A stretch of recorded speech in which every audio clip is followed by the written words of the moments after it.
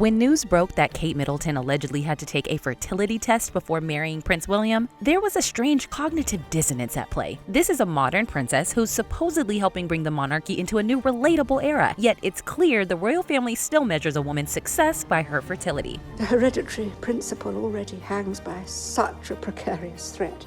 We may think questions of bloodlines and royal heirs seem archaic, calling to mind the time of Henry VIII circling through the women of Europe until one bore him a son. But these concerns have greatly shaped the lives of royal women, especially Princess Diana in the 80s, and they're still very much present today, as evidenced by Kate's test, not to mention the revelations Meghan had about the firm's interest in her pregnancy. And also concerns and conversations about how dark his skin might be when he's born. So in the eyes of the firm, if you can't continue the bloodline, would you even be allowed in the family? And in the eyes of the public, does that focus on ideal motherhood majorly impact what the cultural influence of royal role models is? Here's our take on the royal womb in the 21st century. A royal family only survives if there are descendants in line to the throne. So the public and the media's obsession with royal babies is really an obsession with the continuation of this legacy that stretches back hundreds of years. That institution, to many, represents tradition itself and the preservation of the past. The firstborn of the Royal Highness, the Duke and Duchess of Cambridge. God save the Queen! Even as the family has modernized, there remains a great deal of ceremony around royal babies. There's the announcement interview, the press covering every aspect of the pregnancy, the vigil outside the hospital when the due date is near, and then eventually the first image of the new family, with a new heir to the throne waving at their adoring subjects. He's a big boy, he's quite heavy, but we're still working on a name. So we'll have that as soon as we can. With Kate Middleton, this began even before she married into the family. Royal expert Tom Quinn revealed that Kate had to undergo a series of fertility tests prior to getting married to William. These are always carried out to ensure a future queen is able to have children. Quinn wrote, "If Kate had not been fertile, there is little doubt the marriage would have been off." When she eventually did become pregnant, her pregnancy journey delivered a curveball. She suffered from hyperemesis gravidarum, which caused terrible sickness. And this really shaped a wider conversation around pregnancy for that time, drawing more attention to this debilitating condition and difficulties of morning sickness more broadly. What's common for many women, and probably for Kate, is if you suffer from this condition the first time round, you're highly likely to have it the second time around. These stories showed a human side to Kate and made her seem vulnerable. After she had the baby, though, the messaging seemed to shift, starting with that famous shot of her looking perfectly put together leaving the hospital with her newborn. Speaking to the Happy Mom, Happy Baby podcast, her first ever podcast interview, she spoke about the importance of hypnobirthing and how she was able to take control of her labor. There's a sense that any royal woman can't be too vulnerable and must still maintain a strong and stoic facade. It was through hyperemesis that I really realised the power of the mind over the body. The treatment Kate was subjected to, Diana also had to go through, with more overt intensity. Royal expert Angela Levin suggested that the main reason Charles chose to marry Diana over Camilla, or maybe more accurately, was forcefully discouraged from marrying Camilla, was because Diana was younger and so more likely to give him an heir. The press at the time was even obsessed with the idea that Diana was virginal, untouched by any past before she would become a mother. Such was the public fascination with Diana's fertility tests that spurious rumors abounded about the doctor who performed the tests implanting a fertilized embryo into his own wife. Rumors that persisted way beyond Diana's death. Sarah was often told by people when she was growing up that she looked really similar to Princess Diana.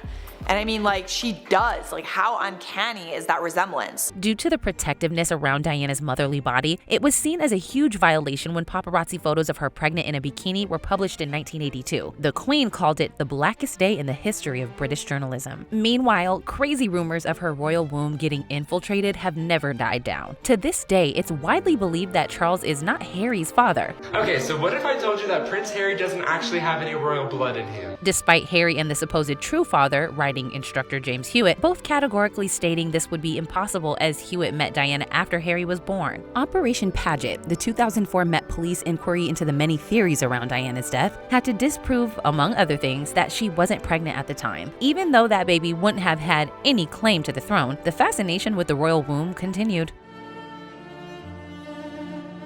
The obsession with fertility extends to what kind of child the ideal royal woman will provide for the family. And implicit in that is that there is an ideal child the royals want. Queen Victoria's daughter, Princess Louise, was reported to have had an illegitimate child that she was forced to keep secret and eventually give up. Even today, the idea of a royal being allowed to have a child out of wedlock and raise them as a royal feels far-fetched. Nowhere was this anxiety about the ideal baby more apparent than in claims that the firm were concerned over the skin color of Meghan and Harry's baby. There's a conversation with you? With Harry. About how dark your baby is going to be?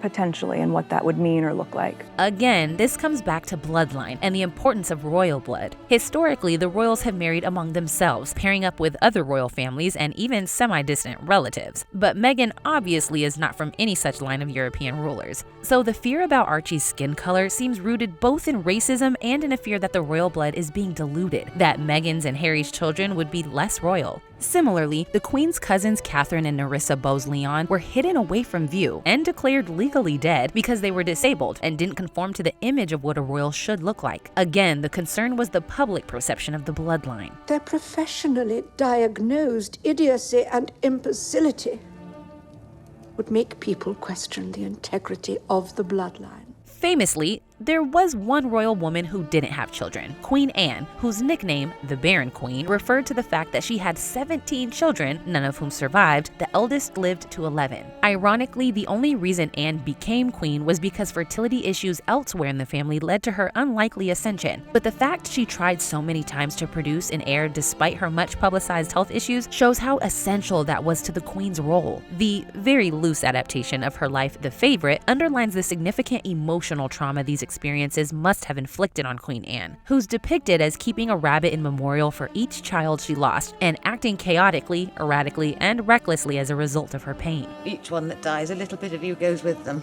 The question this portrait of an heir-obsessed kingdom raises, though, is, have we really come that far?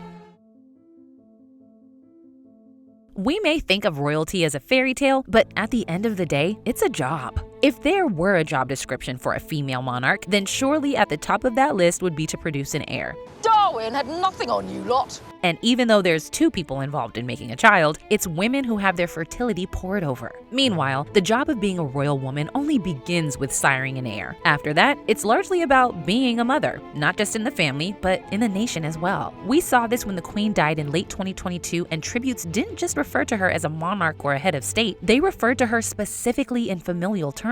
She was the grandmother of the nation. She kept the whole of the Commonwealth with stability. In reality, though, as a mother who had to put not only her work but also her country and image as queen first, her relationships with her actual kids could sometimes be quite complicated, as The Crown explores. I am suffering. No, you are not suffering.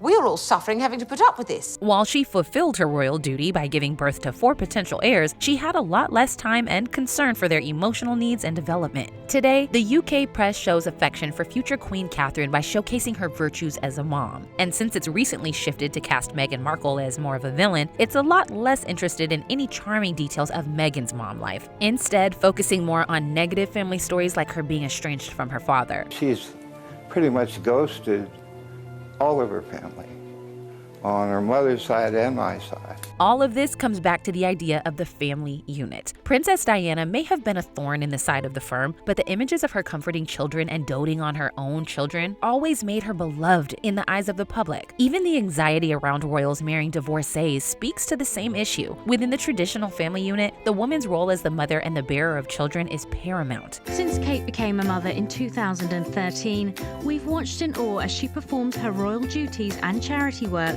all while raising a family. But a woman's value and a woman's womanhood is not defined solely by her ability to have children, and certainly not by her ability to get pregnant without intervention versus adopting, or fostering, or going through IVF. Meghan sharing her experience with miscarriage underscored how fertility challenges are part of so many people's journeys, and plenty of the most relatable stories around Kate too capture the imperfections of parenthood. Like all mothers, the Duchess knows the key to settling down a child. Treats, of course. While obsessions with royal bloodline will no doubt continue, there's a need for nuanced conversations about what being a modern royal woman means, and the example that sets for the rest of us.